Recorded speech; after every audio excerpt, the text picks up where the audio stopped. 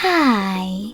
In front of me is BLACKVIEW Tab 12, and today I would like to show you how you can select and delete multiple photos at once on this device.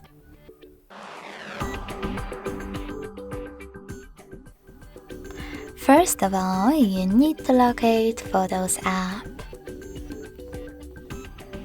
Then click on it and just hold one of your photos that you wish to get rid of.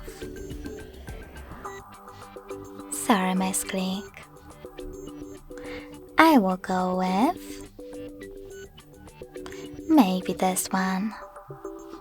Now, to choose all of your photos right away, just click on this dot at the top left corner. So when I do that, as you can see, all of them were successfully selected. Now to delete them, tap on this bin next to shopping cart at the top right corner. Then confirm your choice in the pop-ups.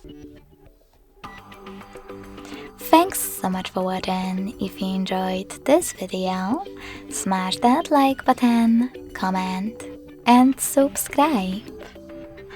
Bye!